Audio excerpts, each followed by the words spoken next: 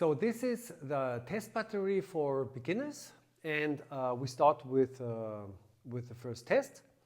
The first test is in supine lying and is a test about the possibility to activate the abdominal muscles as well as having an effect on the spine by when I'm contracting my abdominal muscles, my lumbar spine is getting flat like this. Yeah, so here are the abdominal muscles. You have a lumbar lordosis, and by contracting the abdominal muscles, the spine gets from flexed into upright, and this lower part is getting backwards like this, which is necessary for rocking movement, for example. Okay, so make this in a very simple but a way with a good feedback. Yeah, so when you are lying flat like this, and you have a bit of a hip dysfunction, that means your hip is a bit tight, mostly in the hip flexors, your lumbar spine is getting overarching. Like I can bring my hand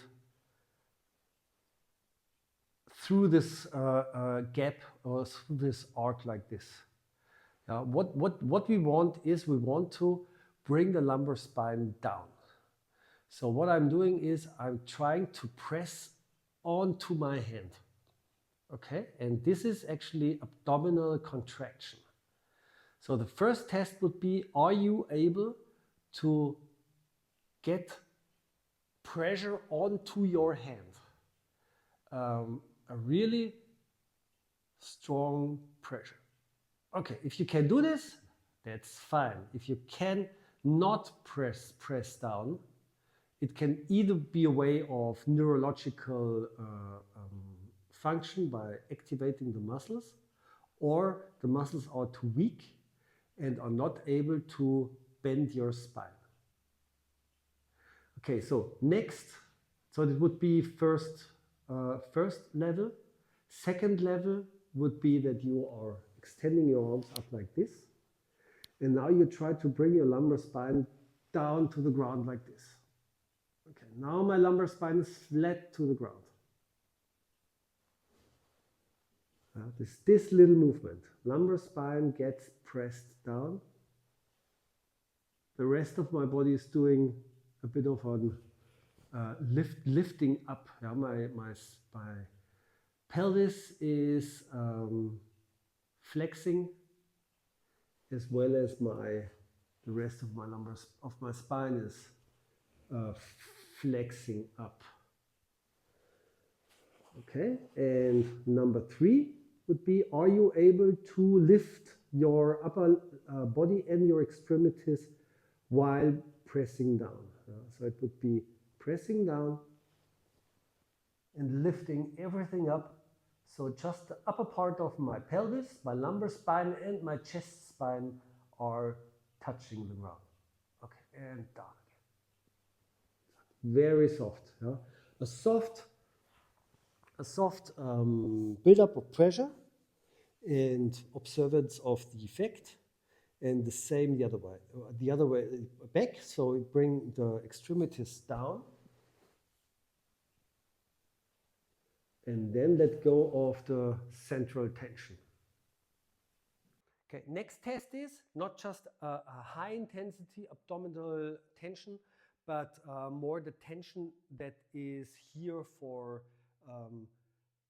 letting tension in the upper body creep into the lower body. And what we are doing is the side rolling, and we start with the 2 easy variations, and then we end with the 2 more difficult variations. Yeah. So easy variation is side rolling, leg leading from supine to prone. Yeah. So what you do is you bring the knee up, you reaching with the knee over, and you pull with the knee or also extend with the leg, so you can slowly feel that this rotation is leading into a roll.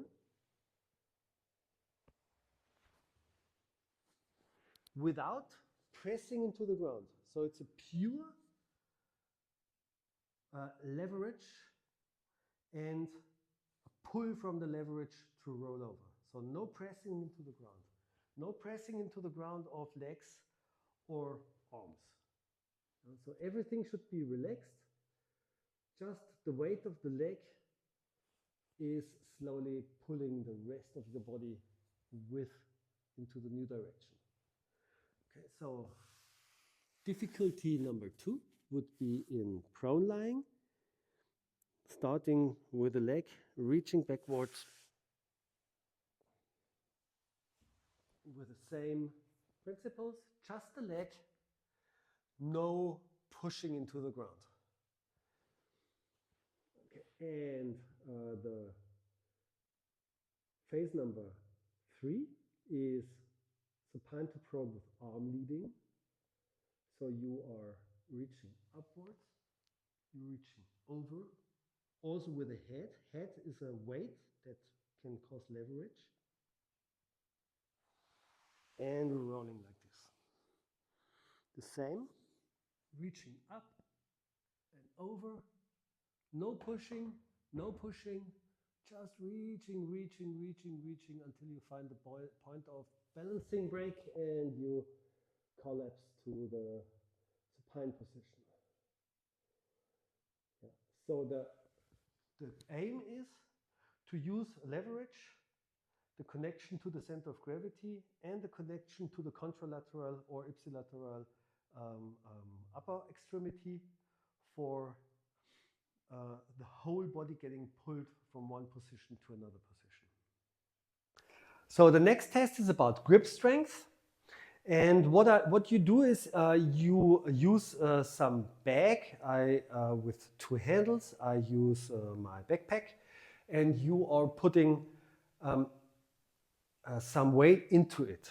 Yeah? So for example, this would be way too easy. So I take, for example, that's 5 kilograms, put it in here.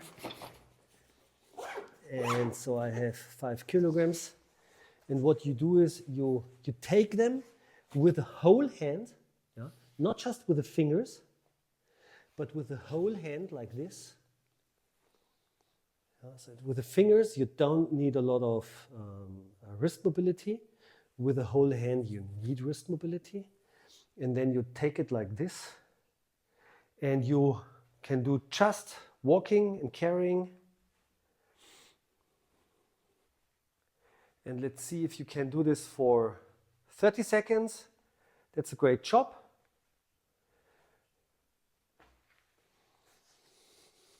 Both sides.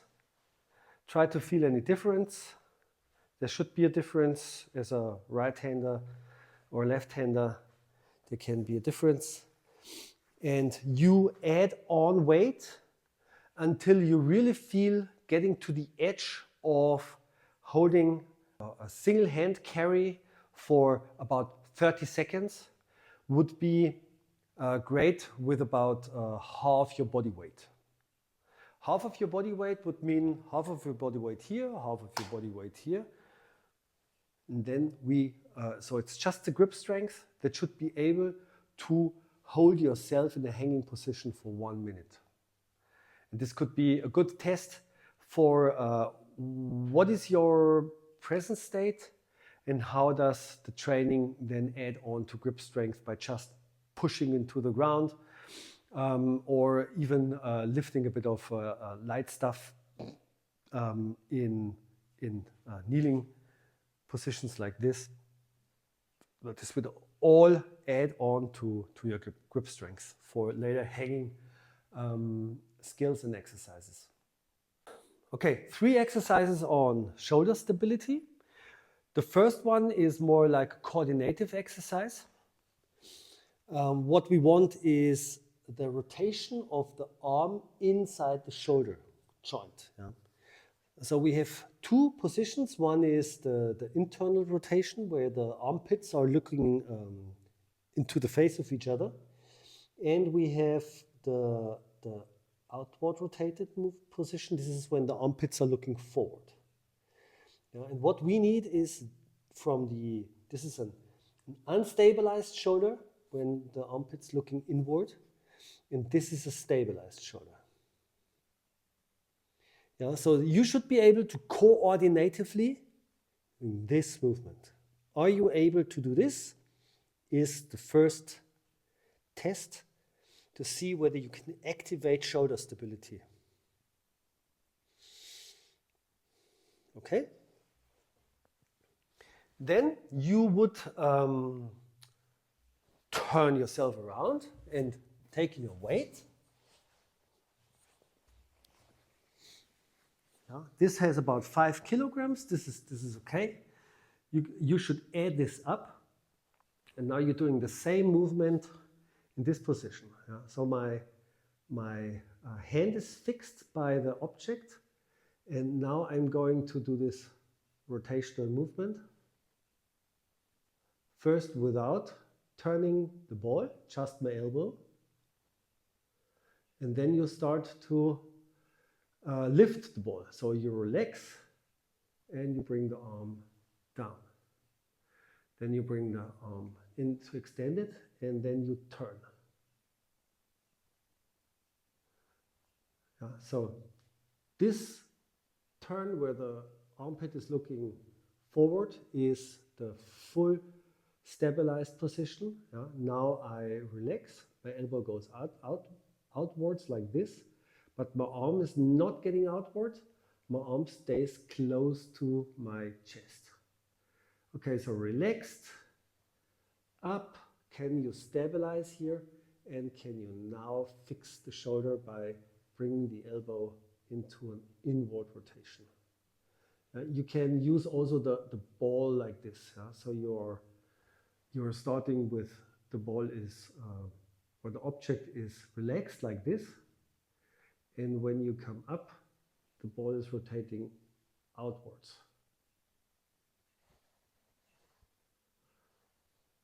Outwards. Outwards. Okay, so in this, through this movement, my arm is relaxed. And now I'm turning my elbow into this direction that my arm is getting inward rotated and pressed into the shoulder socket. Relaxed, tensed, relaxed, tensed, fully extended. Okay, and test number 3 would be in kneeling position. Same, elbow is inward, and on the way up, it gets a bit outward, and it turns into a rotation. Relax and down. Tense, up, and you turn the hand that the elbow is getting into the backward direction. Relaxed, relaxed, and extend fully. Relax, extend, turn, fully extended. Yeah, so I have to be able to get in an extreme position that is the flexion of the shoulder. And in the flexed position of the shoulder, my arm needs to extend completely in the elbow joint. Extension on the shoulder, flexion in the shoulder, and full extension of the arm with a rotational movement where my elbow is getting into this direction. Always pointing forward in the down position or backward in an up position. And a test about knee mobility and knee stability. So one knee mobility exercise is an interesting one because this is something most people cannot do and children can do very easily, also in a very extreme form. But so the extreme form of children sitting in a closed band sit is that both feet are flexed like 90 degrees, and now they are able to sit down. Now, if you try this, you will feel the restrictions in the hips and also maybe a bit of a feeling in the knees. Yeah? So this is not necessary for grown-ups, but grown-ups should keep the possibility to sit in this position in a bit of a simpler form. The simpler form is the extended feet. And you should be able to sit between your feet and lower legs upright like this. Okay, so there is a torsion and an out of alignment. So the alignment would be in a knee like this. Yeah? And what we have now is a bit of this. Yeah? So there is a side flexion and also a bit of a torsion in the knee to get into this position. So this is a good rule of thumb. Yeah? You can also feel how deep you can go by placing something underneath your butt and see that it gets deeper and deeper and deeper in the course of your practice. And the other possibility is that you can sit like this with your lower leg and upper leg down like this without any big problem on the inside of the knee.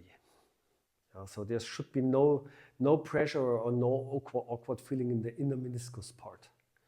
So you don't go this because we don't want the hip as being a restriction. Here the hip is out of the equation, and it's also the full torsion and a bit of a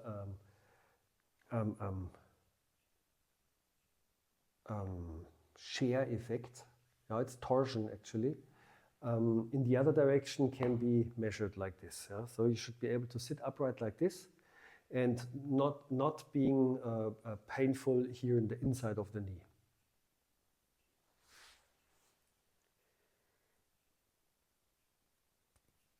Yeah. And one is the stability. Okay, and the last knee test is the stability test. So what you should be able is to get from tall half kneeling into upright stance without any non-alignment of the front knee. So it looks like this. So when I'm coming forward, my knee should stay perfectly aligned underneath my center of gravity. Now, if your hips have stability issue, something like this is happening. Your knees deviating to the inside and getting out of alignment. Can be hip stability, can be ankle mobility, but doesn't matter. We are working on both joints, and the result should be an improved motor control and stability on the knee.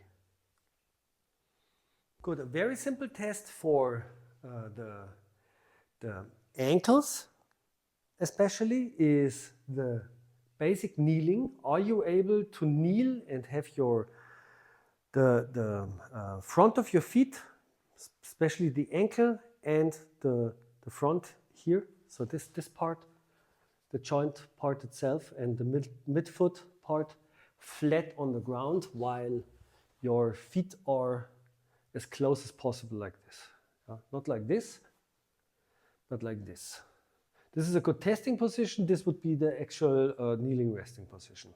So make it a bit more difficult to see the dysfunctions more easily. Then big toe flexion. Are you able to kneel like this while your big toe is extended? And you should be able to rest in a 90-degree, actually on the ball of the feet like this. Not like me on the toe, but on the ball of the feet like this. So this would be the perfect 90-degree about big toe extension. I have a bit problems with it because I have some injuries from my karate career, but doesn't matter. I'm go on with this practice, so it doesn't get worse, but keeps the situation and maybe also improving it. I improved it a bit, but there is no problem at all, even of a lot of beats into the joint.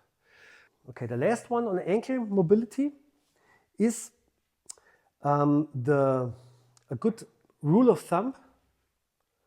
Are you able to bring your knee forward like this? So the knee drop line is exactly where your big toe is. And you can measure your improvement on ankle mobility measuring this distance. And as a rule of thumb for deep squat or for whatever movement that gets into the squat, a distance of about 10 centimeters should be a perfect situation. And so you can test this vertical line distance and see your improvements through the course. Okay, the next test is about wrist mobility. And what we need is mostly the posting mobility, like this. And the test would be simply loading your hands in a feet-hand position like this. Yeah, so what we want is a specific position. It's the position that is working on the most common pattern, forward. So it's not necessary to go into this. This would be positions for the mobility training in the end. But for the test of mobility, we need the most common position of the hand, and that's like the finger pointing forward. Okay, so this one is not loaded fully with your body weight. Let's say it's about less than 50%. About 40% of your body weight, because most weight is loaded towards the center of gravity and then has to be carried by the feet. But there is a position where you can add on weight, and this is the long sit. And you are placing your hands right next to your butt and press up like this. So you have both a bit more flexion here than here. So you bring them a bit back. Let's say your thumb is at the end of your glute. And you lift a big part of your legs and your whole upper body into this position. Okay, if you are able to hold this for 30 seconds, then this should be good for applying crawling or tripod transitioning with the other effects without struggling too much with wrist problems. Okay, next test is about balancing and mostly about hip stability. Hip stability is the most important part of the single leg balancing or standing upright in general. And we have the 3 tests. One is just single leg balancing, find a fixed point and try to feel the regulation of stability of motor control in this leg and try to make it as calm as possible. Not this really big rough patterns. Try to be relaxed, exhale, soft breathing, and feel the pressure of the floor equally distributed on the whole foot. Okay. Next one would be in a inline position, standing like this. Like this. You find whatever possibility to see whether you are inline. Standing like this. And now closing your eyes.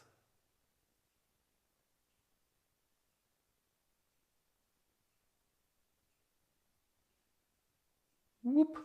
See how easy it is? There is no much way to regulate to the side because it's a very little leverage situation. That means as soon as you are losing balance, you have almost no chance to bring your center of gravity back. You have to switch both sides. You have to see one side and the other side. Inline, relax, close your eyes.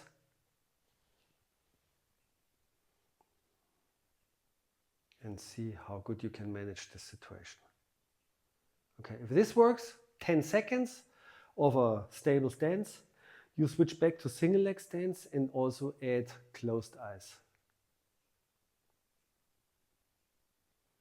Don't do any counterbalancing. Measure the quality of the balancing through the alignment.